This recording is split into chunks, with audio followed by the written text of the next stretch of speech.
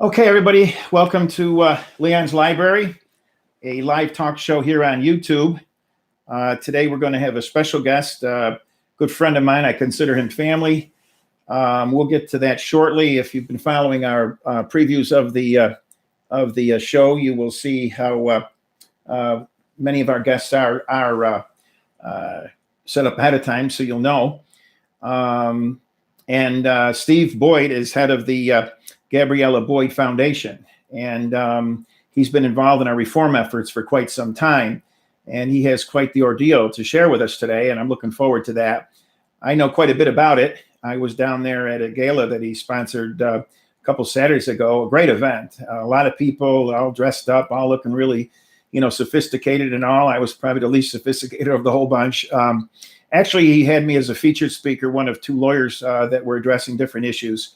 I had dealt with my reform efforts over the years, which many of the guests came up afterwards and were quite surprised, actually pleasantly surprised, that something like what we are doing here is actually going on. So that gala proved to be a big success.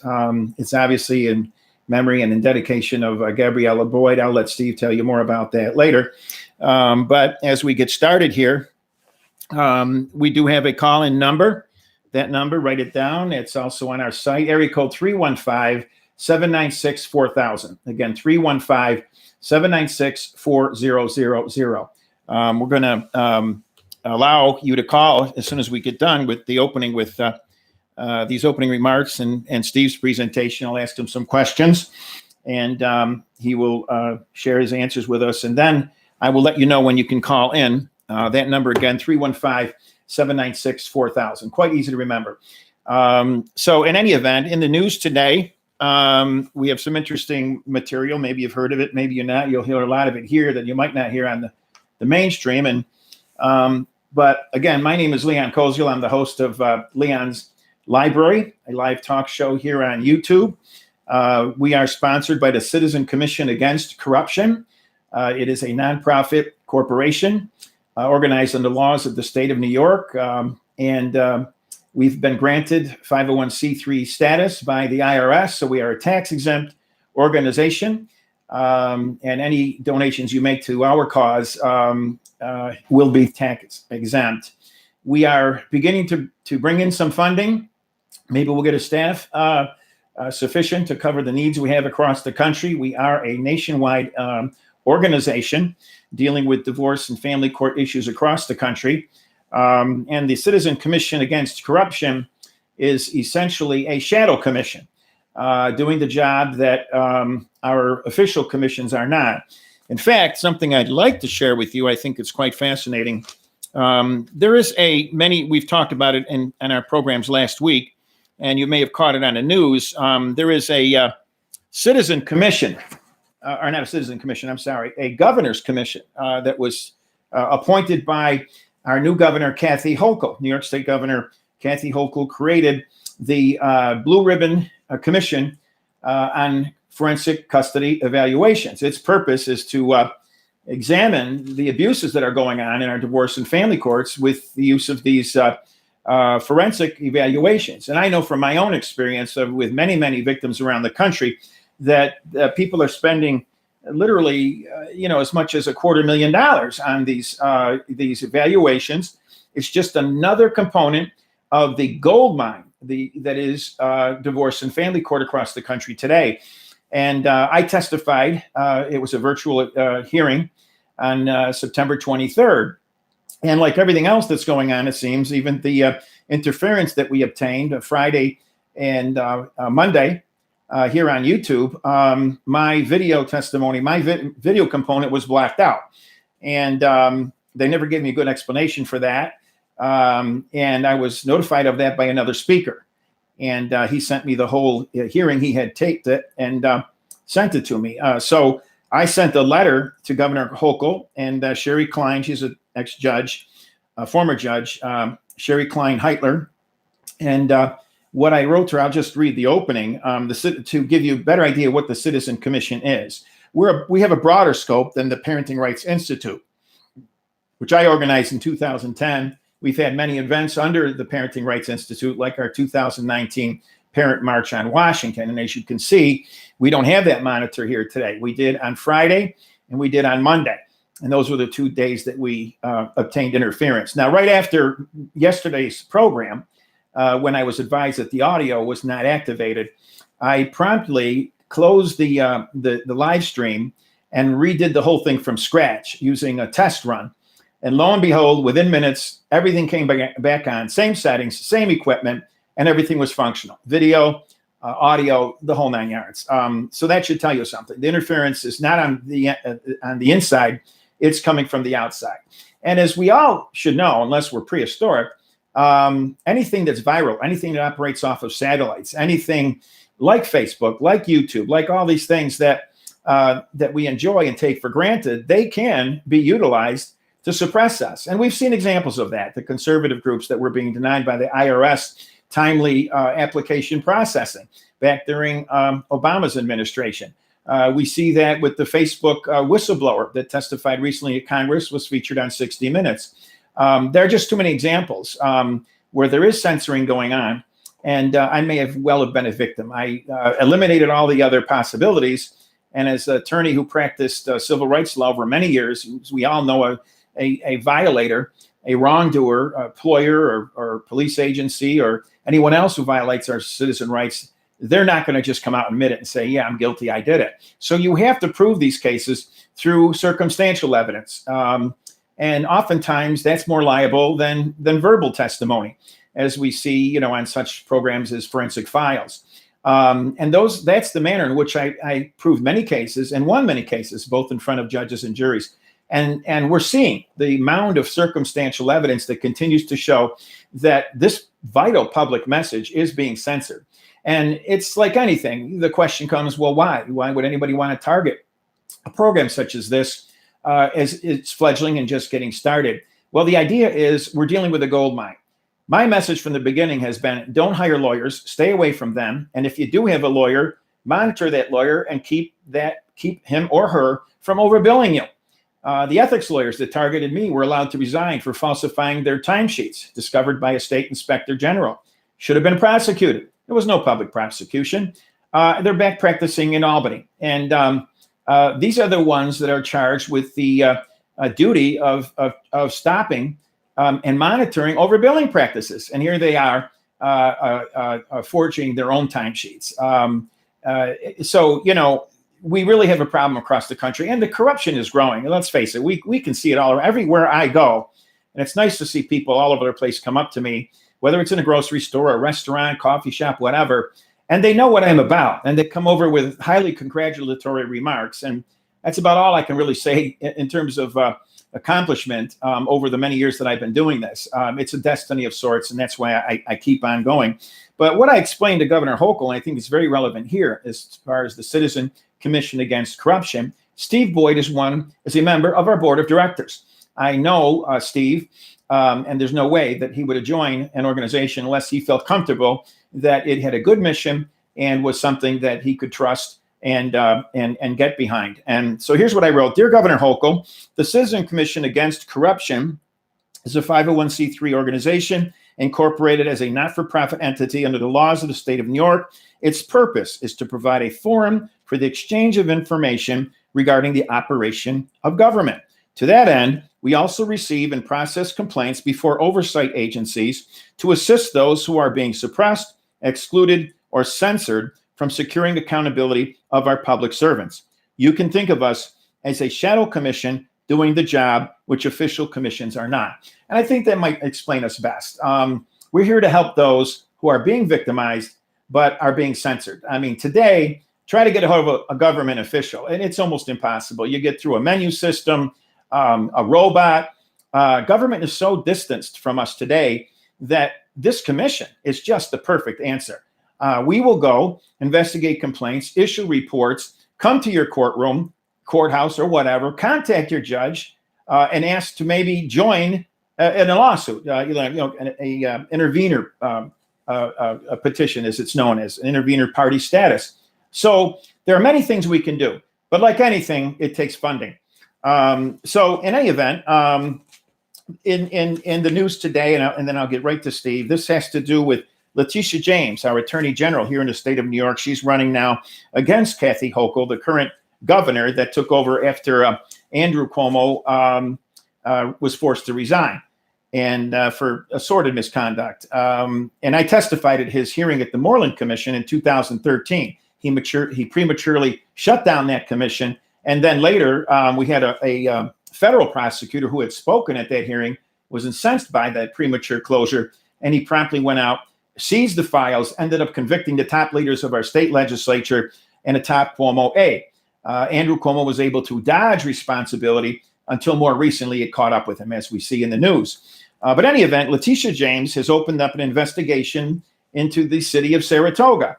I have friends that live up there, and they keep me abreast of what is occurring. And apparently, BLM has been conducting protests there and blocking traffic, and in some instances coming into restaurants and putting people on the spot, and the sorts of things that are not proper for a peaceful protest. Our protest in Washington 2 years ago, which we called the Parent March on Washington, and that was the monitor we had on Friday and a Monday to show you what that was like, because it was a beautiful protest.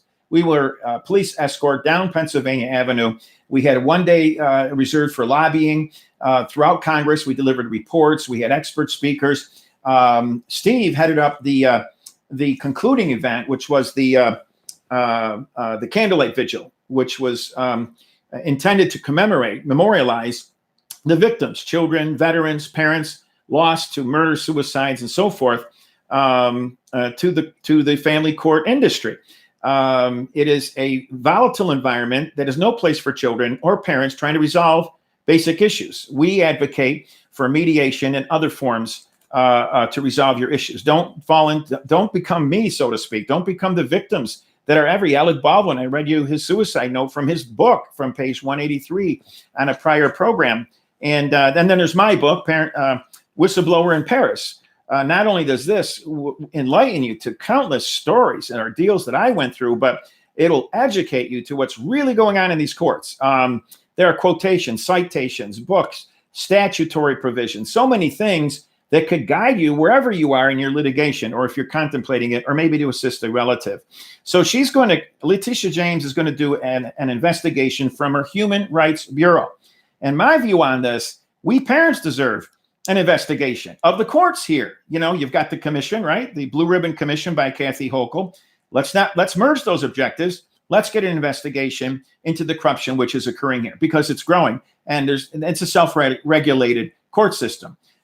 Even its own bar condemned the 11 trial court structure here, and it's been criticized by independent studies across the country. So with that having been said, I want to introduce Stephen Boyd, head of the Gabriella Boyd Foundation. Steve, are you with us still? Hey, Leon. Yeah, thank you. Thank you so much for that introduction. Okay. Now, Steve was, like I say, he headed up the candlelight vigil, which was in front of the Capitol. I had to get 4 permits. We had police escorts, like I stated. Everything was peaceful. It was just a great event. And yet we really didn't get much response from government. And that bothers me, because it sounds like we have to go and get violent in the way of these protests like BLM are doing. And that's the way we get reform. This is the only thing the government listens to. That's not very American. I mean, I understand that we had We had to have a civil war, for example, to get rid of slavery. We had to have race riots in the 60s to get, equal rights in our schools. And yes, I understand that. But peaceful protests should still be the first order of business that should be addressed by government, because when you don't answer peaceful protests, violence follows. And we see this going on all the time. And many of the incidents that we talk about, the murders, suicides, a police investigator right here in my hometown who committed a murder-suicide left 4 children without parents, leaving a family court, a support court. He couldn't take it anymore. He used a common kitchen knife. It didn't matter. They confiscated his weapons and issued, these little pieces of paper called protection orders. That's not going to stop a person who's had it and has lost it. I guess you could say lost it, but really what's come down to is they've run out of ways to address government. Steve, tell us, and let me start by that parent march. You were there. We had the march down Pennsylvania. That was a gorgeous day. I think you joined us right during our lobby day. I remember a large group in the cafeteria there, and we were all, getting our reports ready and visiting, and we went to different parts of the various buildings. What did you think of that? What did you think of that march? What's your impression of it? Yeah, so pretty much, we came, it was a 3-day event. We came on the beginning of the 2nd day, and, we were green, and we just learned so much, and we participated, and we went around, Washington, D.C., and went to the Capitol building, and so on and so forth, and lobbied, with you guys, and it really was just an amazing experience, and, you learned so much information, just meeting like-minded people and people that, unfortunately been in the battle, with the family court system for a long time, but you gain that wisdom and that knowledge and that understanding, being around people like yourself and Dr. Pappas and, a few others out there. I mean, it was an amazing experience, and we definitely enjoyed it, especially the candlelight vigil that, we held, I think was a great way to conclude everything. And yeah, it was very, very well put together.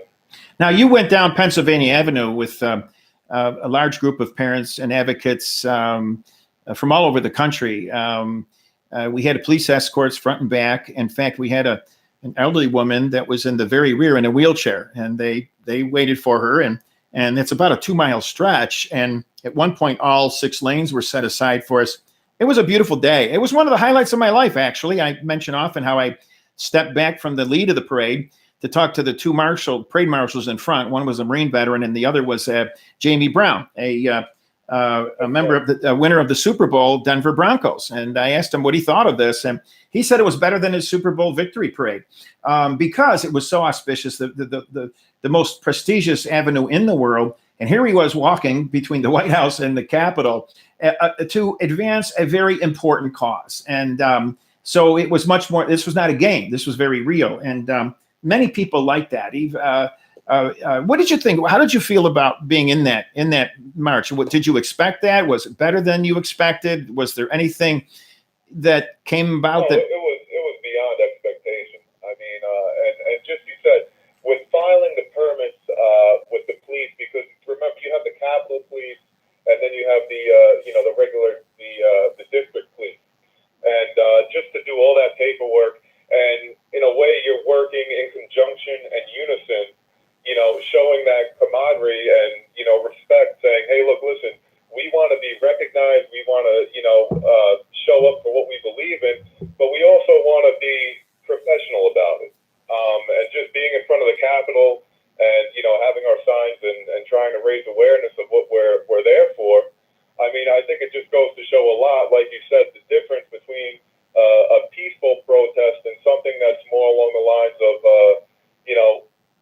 more, I'd say a little bit more intense, like a riot kind of strategy. Yeah, we had meetings in the Capitol as well. I know the New York contingent packed the conference room of then Minority Leader Chuck Schumer. He's now the Majority Leader. And we presented our reports. There was the one that we all, the official one, I guess, which you could say of our group, the Parenting Rights Institute being the sponsor. Then there were other reports that people brought along, things that they thought should be as well shared with our leaders. And, among the staffers, we met them many cards. I got a large stack of cards from all these different offices. And we really didn't get much of a response, and that was very disheartening. But even if you shake all that off, the idea of being in your nation's capital, seeing all these monuments, all these things that you see on TV, and being part of that, you're the government of the most powerful country in the world, and all these things that we take for granted. We were there. We made ourselves known. And it's just something like, I have so many things I could say over a great life. I lived a rich life, not necessarily financially. I was pretty good in that department at one time, but just overall, just a rich life in terms of places I've been, people I've met. I was featured on 60 Minutes, front page of the New York Times. And that particular event, maybe, second only to the birth of my daughters, a tremendous wedding, other things in my life that were way up there in terms of life accomplishments. That was one of them. I didn't expect that march, that walk, that 2-mile walk, which I was just beside myself. And so were many others. And on a Capitol lawn, there were a lot of people who gave presentations. Did you get a feeling from them as well that they felt no longer isolated? Many of the speakers said that, but what did you think about that component when everybody was able to speak? We had our expert speakers the night before. That was limited in scope at the ballroom, but then later on the other side of the Capitol from the candlelight vigil that afternoon at the conclusion of the march, we had an outdoor sound system, and all of these speakers that came up, and they were bold, they were courageous, very intelligent, well delivered speeches. Moms, dads, group leaders from so many states. What did you think about that? Well, in one word, I could sum it up very well in one word, and I would say it was emotional. There's a lot of emotion that goes into this, and for somebody to open up about their own personal experience to people, to an audience that could relate to them and what they're going through. All our situations are different, but all of them are the same. We're all victims of a system, an antiquated system. And just to hear someone speak about their own personal endeavor, their battle, their struggle, whether it's past, present, or future, past or present, I should say, it's very emotional. It grabs your heart. And, just to be there with these types of people, it was very emotional for me personally. And I think everyone felt that in that audience on that lawn.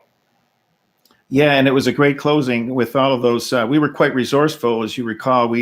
Somebody forgot, I don't know if it was planned or what it was, but had all those candles that never made it, hundreds of candles. And so when we did our candlelight vigil, Steve came up with the idea of raising our phones in the air with the lights on. It was great. It was a great idea, and it worked, right? What did you say, Steve? I thought it did. We got to improvise, yeah, 100%. You give us lemons, we find a way to make lemonade. You give us a $2,500 a month child support payment. We find out a way to try and make that work. Yes. We've been up against so much odds battling this antiquated system. You just find a way to do it, get through it, and make it work. And with the CCAC, and we're the people who are already a part of this are just great people. And we saw Dr. Martha Lynch. She's on our board of directors. Dr. Anthony Pappas, a retired professor, St. John's University. He's on our board of directors. We have some great vice presidents. Glenn Swoboda, who's been at pretty much every rally and event I've ever seen. Over 30. I got started 12 years ago. He's been around since the early 90s. And so many others. We got some newcomers. We've Mr. Fiacco. I think is going to be a great addition to our cause, and we continue to recruit people. But on that note, as an organization, we want to be able to convince people that we want to be your voice. We want to be There is no lobby group for parents when you think about it. There is none. There is no special interest. There's no union. No one in, being paid the big bucks in Congress or in our state legislatures to reform, for example, to create shared parenting legislation into law. We just don't have it. It's their honey hole. Yes. You can't mess up their honey hole. Yes, because we're threatening their gold mine. And so they're just the bar associations, the special interests. Go figure that, and I read a story just recently, it was the Psychiatric Association, whatever it was. It's a lobby group. And they were opposed to something, it might have been the Hochul commissions, a proposal to abolish these forensic evaluations because they're so abused and so costly. And guess what? The only opponent to that, or the only major one that only came out in the news, was the American Psychiatric Association. Go figure, right? Because they're, advocating for their own. So we need to have that sort of voice. And that's what I'm hoping the CCAC produces. We have everything that's fallen in place, a great starting group of people. And much like this program, I just want to emphasize to people, we're being targeted. We are, but we can't be afraid of our government. That's tyranny. When you become afraid of any government, that's the definition of tyranny. Government in America has always feared us, the people, because we can remove them from office, we can hold them accountable. But lately, we've not been able to hold them accountable. They're getting around this, especially now with robotics, the various ways they distance themselves from us, much like the Hochul Commission. Yes, absolutely. So with the emotion you raised, Steve, I guess that's a good segue into your ordeal and what you experienced at the hands of this family court system. I admit, even I don't know all the big details. I've never really questioned you on it. I know that was a private, emotional matter, but I do know enough about it. And why don't you tell us what happened? What was your experience? What was the outcome? I'll let you do some talking here because, and maybe I'll pop in with some questions here and there, but what happened to your little girl, Gabriella? Yeah, well, in short, pretty much what happened was I was granted a court order.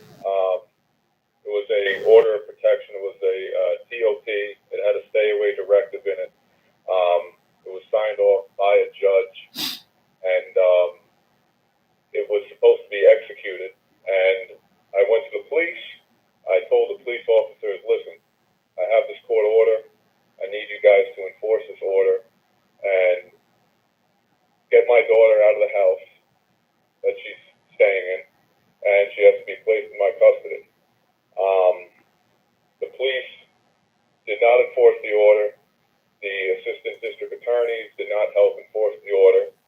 And less than 24 hours after that, my daughter was murdered by her mother. In 24 hours, less than 24 hours. So it's a huge problem. And this was all because of the family court system. And, my ordeal has been going on for years. I was in family court months after my daughter was born. And obviously I went for custody like most people do. I got denied that. I was put on child support, had to pay that, and just stayed in the struggle for years. And then one day it just came to head, and I thought we had a very good shot of getting custody. So I went to my attorney and I said, hey, look, listen, let's strike while the iron's hot. We have all this evidence, against the mom. Let's move. And we decided to make our move. And the judge at the time who signed the order, he was the only one that did the right thing. And his name is Judge Greenwald, Judge Hal B. Greenwald. He's a great, great man. And he was the one that did the right thing to sign off on that order to get my daughter out of that house. And, to say that the mom should have no further contact with myself nor my daughter. And then the police dropped the ball. Like I said, the assistant district attorneys dropped the ball. CPS dropped the ball. The county police dropped the ball. And everybody else after that dropped the ball. And because of that, my daughter was murdered by her mom. And whenever a child dies from the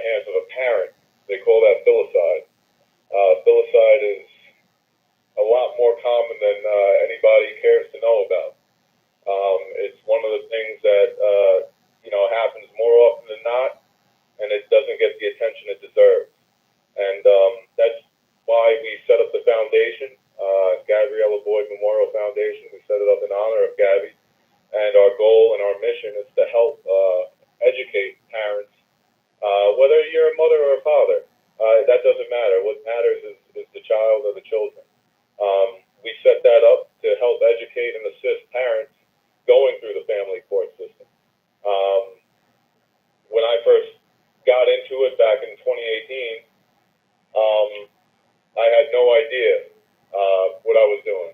I had no idea my parental rights. I had no idea about anything. And I wish I knew what I knew now, back then, because I'm sure a lot of things would have been differently. So we set up Gabriella Boyd Memorial Foundation to help educate and assist those parents going through the family court system for the first time. We help you out with signing forms, custody visitation forms in New York. There's a thing called the GS40 form. It's a modification to an existing court order. We kind of walk you through things and really try and help out the individuals. Like I said, whether you're a mother or you're a father. There's a lot of problems with the family court system. It's an antiquated system, as I said on this call. A lot of people go in there, and like myself, you probably go through, it's got questions on child support or custody or visitation. The court makes up these terms such as custodial and non-custodial parents. It's the terms created by the system and it's for the system. And that's due to Title IV defunding, as you know, Leon, which is just a way to promote pro-conflict between the parents. And it doesn't really give you a chance to co-parent like they want you to do. So we set this foundation up.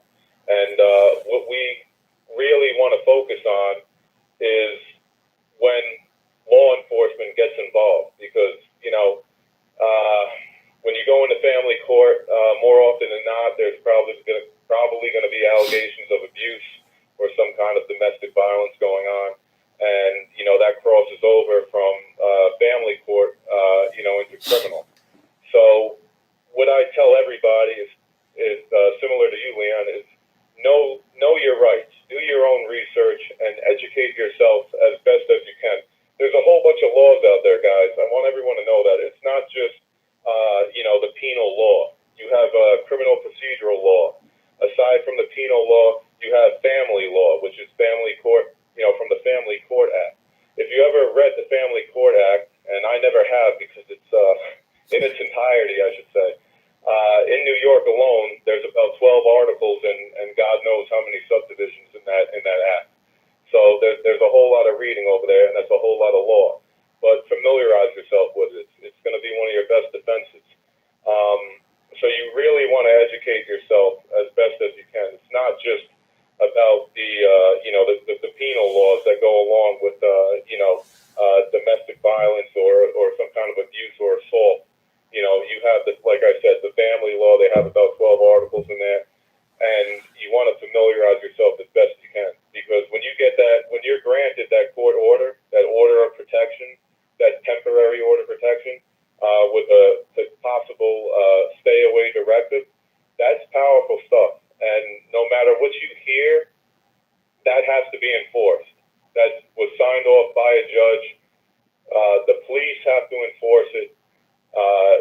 They're the ones, you can't do it on your own, so you justifiably have to rely on a police officer, to serve that order and for it to be enforced. These are things that, should be common sense, especially to the people whose jobs it is to do them. But, from what I understand, everybody's afraid of a lawsuit, and nobody wants to, think common sense anymore. Everyone wants to try and cover their rear end. But yeah, that's pretty much what we do, and just working in conjunction with CCAC and Leon and Dr. Pappas and Glenn and James Kelly and a whole bunch of these, all the other guys out there and gals. I think we can make some noise and really change certain parts of the family court system. Now you're in Westchester County, which is the suburb. You're in a suburb, New Rochelle, of New York City. So you're right down there in this megalopolis, this population center, the largest in our nation. And your court proceedings, the mom is now doing a life prison term. Is that right? Yeah, she was charged with murder in the second. She has to do a minimum of 25 years before parole is considered, along with two other lesser charges for aggravated attempted assault on a police officer. And there was one more charge there. But I wanted to make it clear that she was going in there for murder in the second degree for my daughter. The other charges to me really didn't matter, because if police did what they were supposed to do, nobody would have gotten hurt. However, it was made clear that she was going in there as a baby killer and not a cop killer. And you had a lawsuit that came out of that as well, I understand, and that's now on appeal. Is that right? I know I met your lawyer there down in New Rochelle at your gala. We sat at the same table, exchanged a lot of information. Great guy. And yeah, so we can't get no justice. The wheels of justice spin slowly. I was told justice delayed is justice denied. All the cliches, but yes, there's this one judge in the trial court who keeps on dismissing our lawsuits. The attorney, built a bulletproof summons and complaint. You're talking, I think it was 132 pages. I mean, it's really black and white when you read the thing. A fifth grader could clearly see that, who messed up here and who's right. But we all know how that works. Some people are trying to protect others, so let's dismiss the suit and try and drain them financially and put them through the ringer. So we can't get no justice in the trial courts. So we're moving up to the appellate division, second department, and we're going to. I have complete faith that we'll get this case reinstated, and we'll get back on track in a couple months. well, we're going to keep chatting here, Steve, but if anybody wants to call in, now is your time. The area code is 315, the number 796-4000. It's on our channel station as well. Again, 315-796-4000. We'll take your calls, any questions you may have of Steve. We would be happy to address it. Steve, there were other things that, that have transpired over the years that has caught national attention. It's a shame that it seems to come down to a death or a serious, outcome, rather than just, people truly committed to obtaining reform. I mean, shared parenting legislation is not new. It's been around for decades, that whole concept. Parent alienation has been around since Dr. Richard Gardner offered it as a psychiatric syndrome way back in the early 80s. So these issues have been around a long time. What would you attribute the lack of reform? I mean, we are still, as you pointed out, we're still living in an archaic, system, and we still have, one of the reasons why the Hochul Commission was created was Jacqueline Franchetti lost her young child to a 2016 murder. We have the ones that have been the more recent ones that have occurred out on Long Island and elsewhere. Thomas Alva, yep. There's a whole list of them. Yeah. So, what do you attribute that to? Is it a lack of interest? Is it people are scared? Is it because we just don't have the funding? We don't have the power groups? Maybe. Well, in all honesty, I mean, I think it just comes down to this honey hole, and just everybody trying to protect one another. I mean, the Title IV defunding, I would say, is predominantly the main reason why nobody can get anything through or accomplish with these reform efforts. And I think it's just the way it's designed to protect their own. And,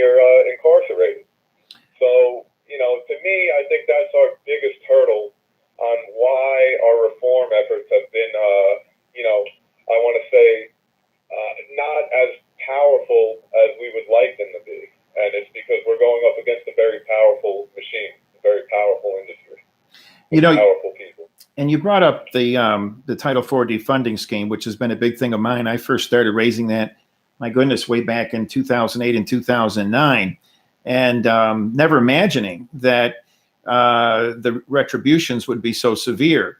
Mountains out of molehills and things like that. I mean, there's no lawyer out there who can say that he or she is not guilty of some kind of ethics violation. I mean, some of these ethics rules are so amorphous, so broad.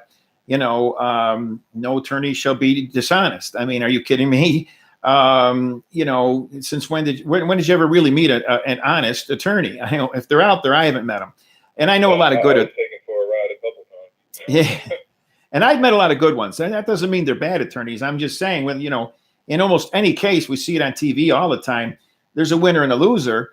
Somebody's not telling the truth, and the lawyers are making cases that they know are not true, but they have to do it because that's their duty to their client. So we don't have a very reliable sense of accountability, both with respect to judges and lawyers. And if they want to get you, they will. And in my case, I was never charged with anything like anything by child agency or any of that. I shouldn't even have to say that because I was a model parent from day one. I don't even know why I get into this. Because as I had pointed out, there's one thing that I tried to raise yesterday, but again, there was an audio issue. But here's one example of what I think is a problem within the system. Now, keep in mind, I've worked for moms and dads throughout the country, and especially when it comes to parent alienation. That's a big thing with a lot of non-custodial moms. And there's domestic violence where many injustices are occurring. But when it comes to those who are abusing the system for another objective, let's concoct something. And some of these are completely made up, destroying the other parent's career. And their goal really is to get custody. It's not that they're scared of anything. There's no real act of violence. There's nothing there. But they issue these protection orders on a whim, and these things destroy careers. And by the time they clear it up, the damage is done. And then the person who made the complaint is not held accountable. That person should go to jail. Wouldn't you agree? Right, 100%. I mean, these allegations that are made before court are, number one, they're all false allegations because there's no proof. Remember, the burden of proof is going to be on the person that made the accusation. You know what I mean? In family court. So you're already on the defense as soon as you walk in there. I mean, in my own personal, experience, I walked into family court right off the bat, and I felt like I was being attacked because of the allegations that were without merit that were made against me. They wanted to take away my professional trade license. I had to give up my driving license, my CDL, my security license. They wanted to try and take my guns away and ammunition and all that kind of stuff. Based off of false allegations of me, calling and harassing and breaking down doors and windows at the house. Meanwhile, the only time I called was, to try and co-parent and say, hey, what's going on, with our daughter. And, all of a sudden, I get a letter from the court saying that, I got a restraining order against me because of all these, like I said, allegations made without merit. And that leads me to this particular mission, and it's just exemplary of the problems across America. There's no parent that should go into court feeling like they're on the defensive, unless, of course, there's some serious, really verifiable charges, of course. But in most cases, mom and dad, I call it like the Roman Colosseum. They put the child in the middle, and they make mom and dad fight over that child. And like Alec Baldwin's divorce way back in California, and this is 15 years ago, and it led him to consider suicide. I read that page 183 out of his book. In fact, I have it here, A Promise to Ourselves, and many have forgotten about his attempts to commit suicide, and describes it in great detail. I read that excerpt at an earlier show last week. It causes many people to give up their children, and then later they're labeled, the slur, if you will, the sexual slur, deadbeat dad. But here's one example where we really haven't gone very far. Moms are still considered the caregivers, dads are still the the money support people here. But this I took down from Fathering Together as I go and recruit people behind our mission. I came across this one, Fathering Together, and underneath it, it's got support us. And then it says our mission. And this is the opening to their website. And here's what it reads.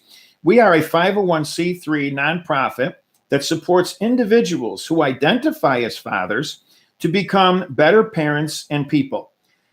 I don't know why I would want to join that organization unless I felt guilty about something and wanted to be a better parent or a better person. There are so many variations of what we might consider a good parent or a good person or a good citizen, especially with all the political correctness and some of the vast craziness that's going on out there.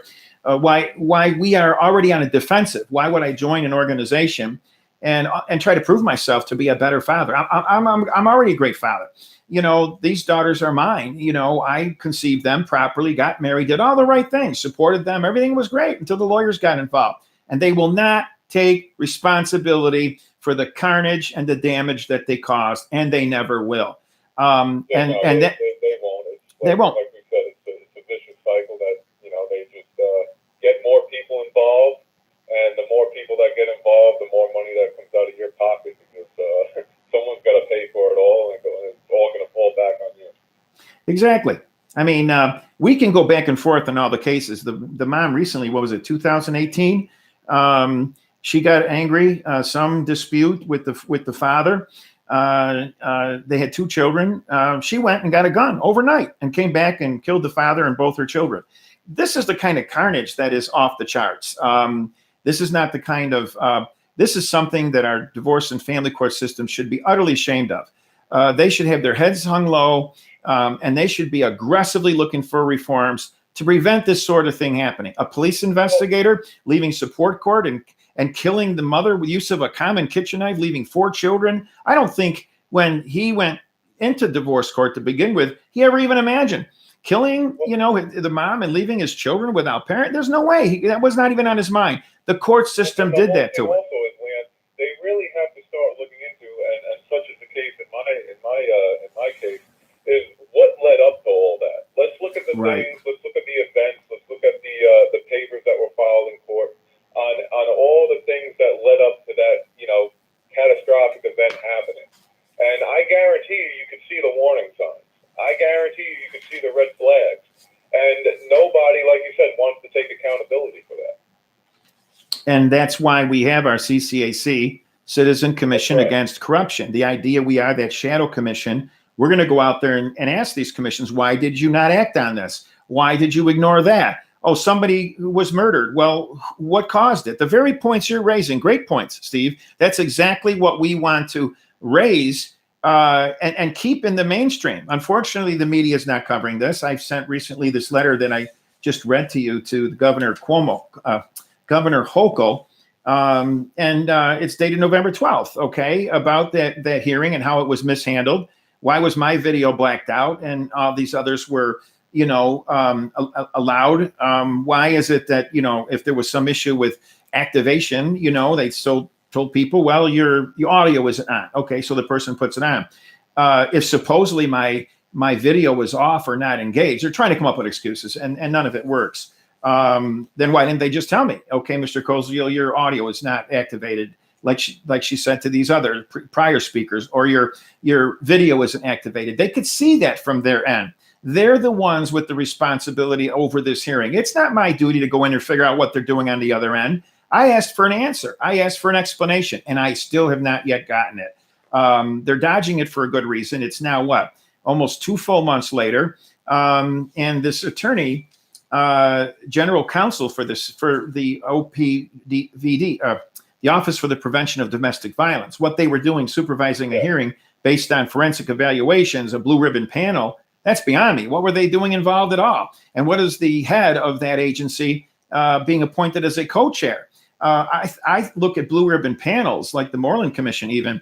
These are outside experts that are brought in to review things detached from government. How could the co-chair, who is the executive director of the Office to Prevent Domestic Violence, look at something, or a testimony for that matter, and give it a proper, impartial, professional opinion? And you know, so my view on that is it's already skewed, and they have a mission, and they don't really care. They don't care what your views are. We're more reviewed from government than ever before. Fortunately, the prosecutor in the Moreland Commission, he spoke. He was not happy that Governor Cuomo at the time closed the Moreland Commission early. He created it and dissolved it within months because he saw that the testimony was implicating him. And this prosecutor said, wait a minute, I spoke here. So did Loretta Lynch. She later was appointed by Obama to be the Attorney General, the top law enforcement official in the country. She testified. Preet Bharara testified. And this Mr. Bharara, credit to him, as a federal prosecutor, as a speaker, he felt incensed, like I did, because they ignored my whistleblowing, if you want to call it, against corrupt judges, my custody judge who admitted to pedophilia, and other judges that I could go into it, but I won't here. You'll find it on my website. There's so many judges that you'd be shocked at what they did. Even at that time, there were judges doing prison terms for bribery. One was a bribe to benefit a father. Another one was a bribe to benefit a mother, upstate and downstate, Judge Garson and Judge Spargo. The Kids for Cash scandal in Pennsylvania, Judge Wade McCree, who was having adulterous relationships in chambers while presiding over a child support case, and he's putting the father on a monitoring device after it's over, he's having sex in chambers with the mother. Yeah, and so then she gets pregnant. The wife doesn't seem to care. She wants to stay with him. Apparently, it didn't bother her.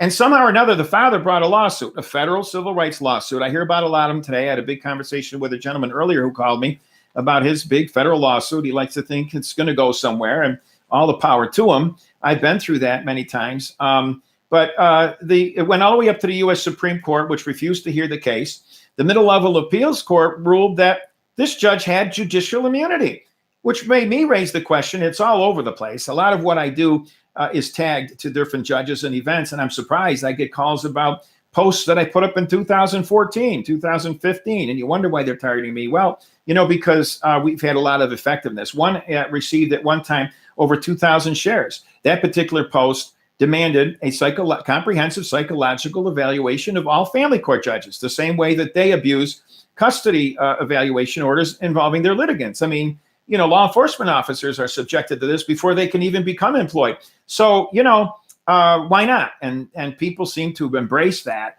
particular posting. Today, I'm lucky I get 2 or 3, reactions to my posting. So there's clearly targeting it, with the gag order I had to remove on my website and all the other things that happened over the years. I'm still standing. I don't know how much longer, but I just think somebody has to do this. In any event, this judicial immunity, I raised the point, is adultery in chambers now a protected judicial act? I mean, that's the conclusion I draw from. What would you think, Steve? Oh, 100%. I mean, how are you going to get your way out of this one? Right. Is what it boils down to. I mean, you can't. The chambers, a judge is supposed to be impartial, unbiased, and you don't see a conflict of interest when you knock up the petitioner. I mean, come on. Exactly. And yet now that seems to be the rule of law. So when you read about those kinds of cases, I mean, maybe the middle level appeals court, federal appeals court got away with it. The original, federal district judge, they all, expanded judicial immunity beyond what I had ever seen before. And we have a guest we hope to feature on Thursday, Dr. Anthony Pappas, a retired professor of St. John's University. He's got more degrees you could shake a stick at. He's got a PhD from Yale, another degree from MIT. He was the first opponent against AOC back in 2018. He ran against her for Congress. He happened to be the Republican-endorsed candidate. But he's been fighting this judicial immunity for years. And he had spent over $2 million in lawyer fees on a divorce that's gone some 14 years. And never even had a child issue. His children, 3 of them, were all of age, above the age of 21. And yet they, like I've always said, if you've got the money, they will be happy to take it. And when people end up in bankruptcy, their college funds are emptied out, and the parents are made to feel guilty for that when they thrust them into this coliseum and make them fight and say, well, somebody's going to get this child.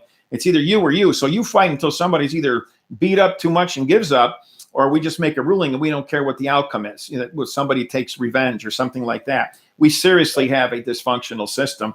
But this judicial immunity is something we have to look at. You know, I mean, if a proposition was put out there to the people with the question, do you think a judge should be allowed to conduct malicious activity against a litigant? Malicious, you know, like, I don't like you. I don't care what your briefs or your lawyer says. I'm going to rule against you because I don't like you for some reason or another.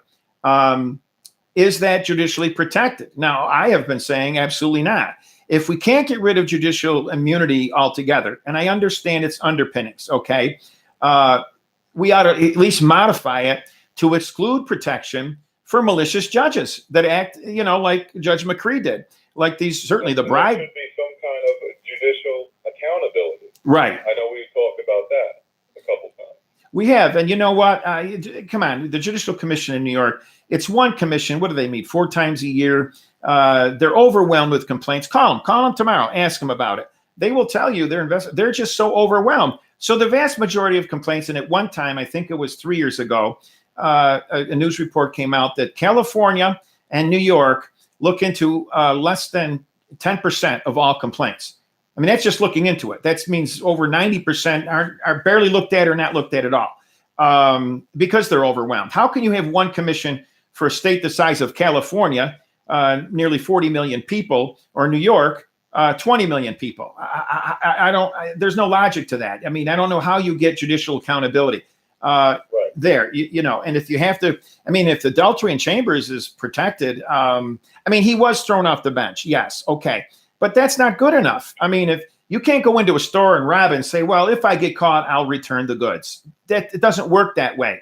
When you commit the crime or the serious misconduct, like occurred in those cases, you know, like my ethics lawyers, the 3 of them and the chief counsel who came after me, and then they were forced to resign for falsifying their timesheets. I mean, these are the standard bearers of lawyer ethics charged with the duty of preventing overbilling practices, which, by the way, is rampant in divorce and family courts. This is what we call oversight. That's why CCAC was created. It's got a broad perspective. It'll be fascinating, some of the subjects that we get into. You'll see more about that. Hopefully, we'll get the mainstream media involved, as they should be, on this issue. Accountability for both moms and dads and children, like Steve's little girl. In memory of her, it's motivating for a person like me. I never had the pleasure of meeting Gabriella, but I am motivated by things like that. It keeps me going. Many people have said, geez, they practically killed you. Why are you still doing this? Didn't you learn your lesson by now? It's not about that. It's about principle, not being afraid of your government,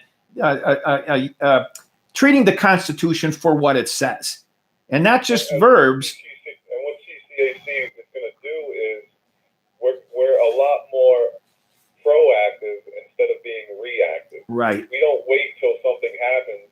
We know the warning signs, we see the red flags, and we react before something catastrophic happens. Exactly. That's what CCAC will do. Exactly, Steve. And that is our motivation. We lack the funding. We have gotten some substantial donations. We got to start, but it's barely gets, you know, the mechanics started for the group. But we do need people to recruit. We need people to come onto this program and subscribe to it. The greater the subscribers, if we get up to 1,000, we will be able to monetize this Leon's Library and start raising funds with advertising and so forth with YouTube.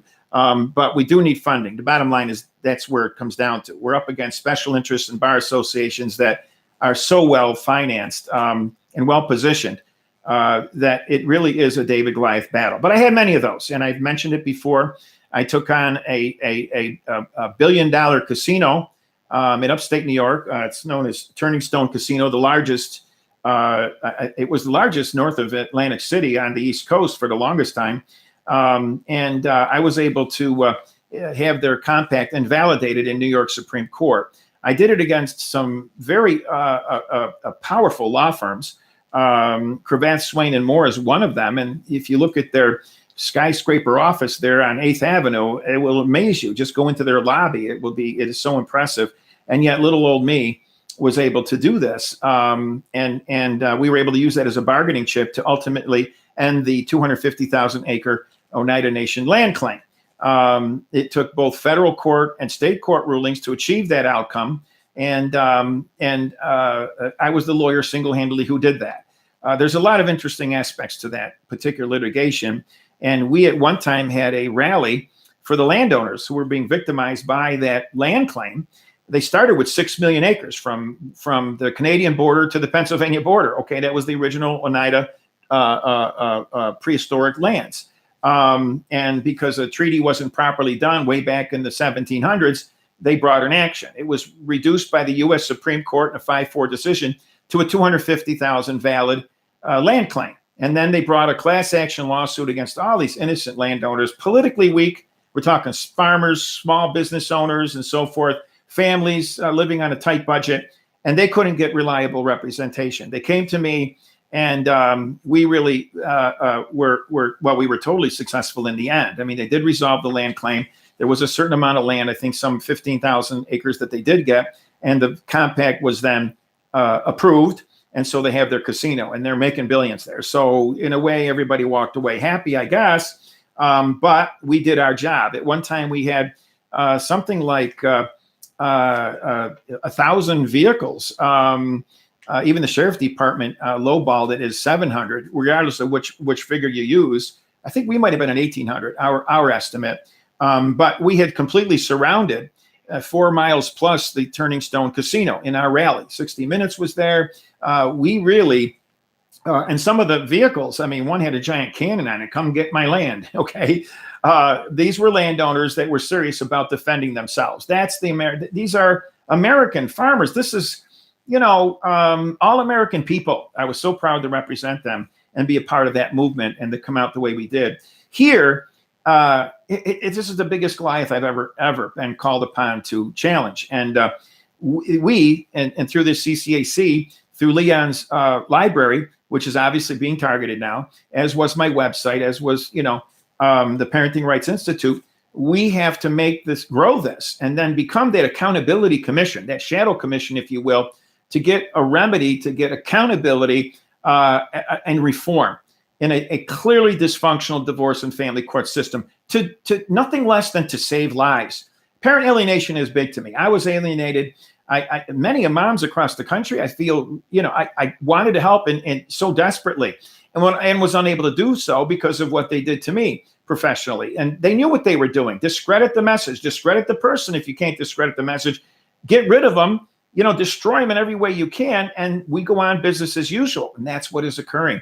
But as far as I'm concerned, they could have gotten away with it, and I wouldn't be here today, but they mess with daddy's little girls. You don't do that. You just don't do that. But they did. They were bold enough to do that. And so I'm bold enough to continue what I'm doing. And it's probably the number one thing that's moving me. And Steve, you might remember at the end of the candlelight vigil where, I did my best to convey my dedication. It was difficult to do because, like Steve said, there was a lot of emotion. And that included me. When you're going through the kind of, they worry about illegals at our borders and separating parent-child relationships. Seriously, look what's happening every day in these courts, and there is no remorse. These lawyers could care less. They got their money, they pocket it, threw it in their wallets and purses, move on to the next victim. And because we have... Yeah, exactly. It affects the American people here in this country that, are the typical American family, the moms and dads, the little children, and those are the kinds of people, that it's affecting right here in the United States.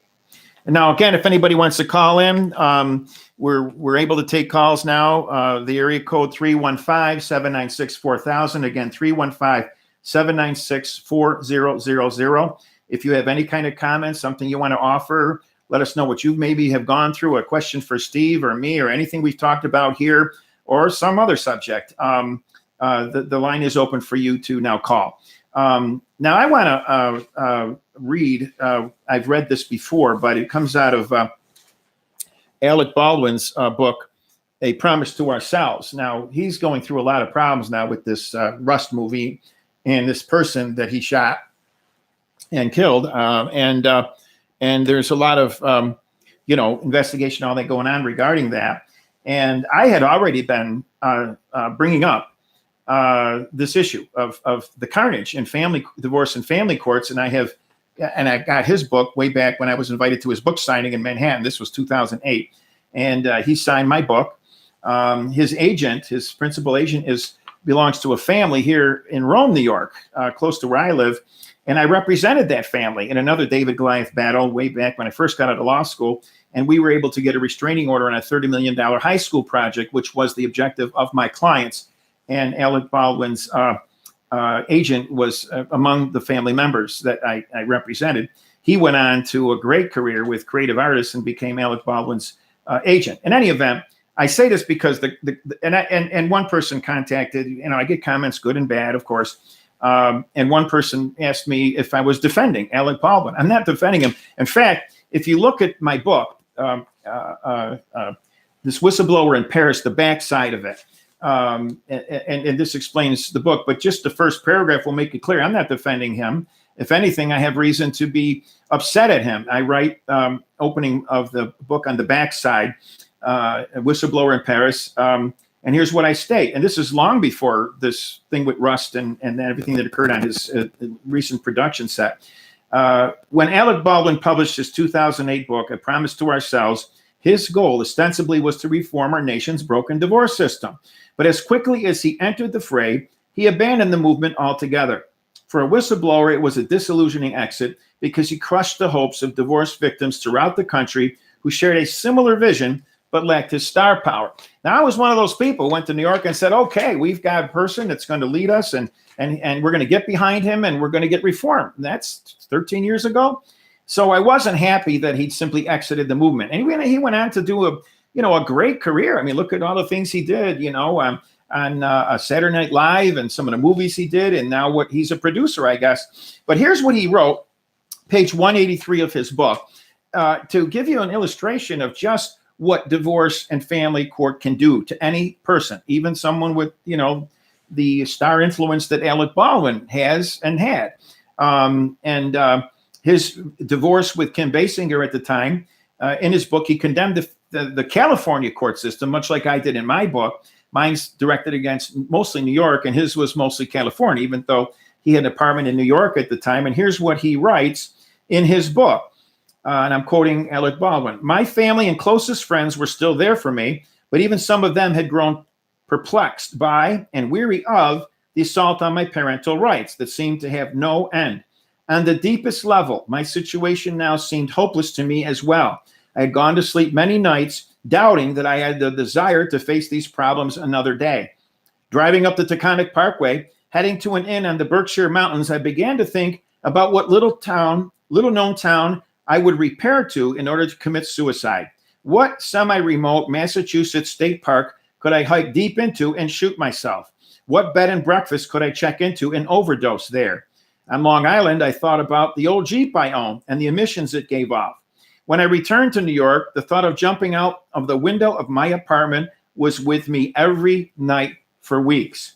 Now, this just goes to show you, I mean, this is a famous guy. I mean, he had money, he had whatever, he could survive all of the consequences. Those who do prison time for child support, those who are moms that cry daily over the lack of contact with their children who are actually vulgar against their parents, making commentary against them with total lack of regard and respect for what their parents did for them. I'm talking about mainstream moms and dads, but the court system forces them to fight. We have all these problems.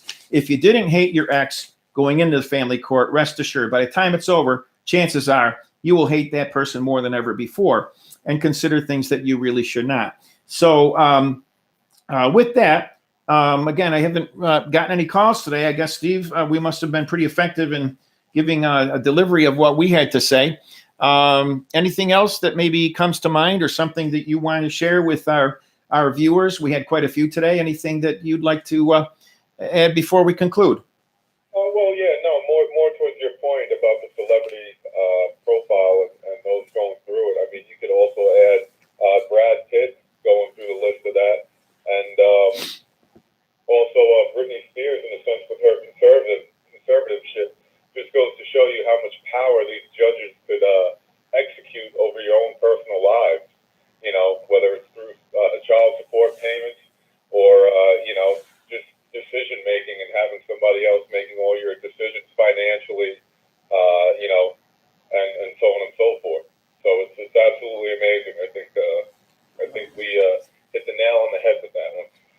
Yeah, and and there's so many examples. I have such a long list of those that are no longer with us, and it's sad to see. I mean, when I got started, we formed an organization, and one of the members of our board of directors hung himself from a tree in his backyard.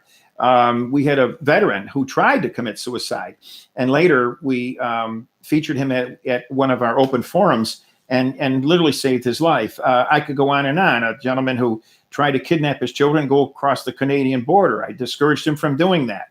Fortunately so, because, well, now he's in hiding in Israel. But, these are people that go to those extremes, kidnapping. We see that going on. We had a gentleman that did time in a debtor prison, as I call it, for child support. He had lost a job. He had done some time in prison. He was a client of mine, and he came to me when he was in trouble again, had done 6 months in jail. And the only way, when he came out, he couldn't get the job or make the payments. And he was forced, if you will, to avoid another 6 months in jail to give up his rights to his daughter.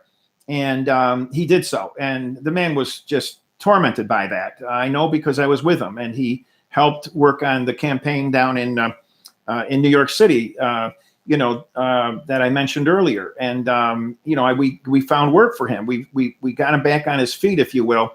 And then when he lost all contact with his daughter, forced to do so, she was married, had a husband, and he became the substitute father. He took his life. This was as recently as October of last year, and 46 years of age. So there are so many situations like that. You feel bad for the families, the extended families, the children, all those who have losses like this, and yet the system is still finding no reason to reform. We're going to have these window dressing commissions like Governor Hochul's there, blue ribbon panel. When are we finally going to come to grips with this and demand the change, and then not just demand it, but secure it? So remember this Leon's Library live program. It's live today, but it does go on a video onto my YouTube channel. So it's available for anyone who wants to view it later, some people who may have missed it. So spread the word about this.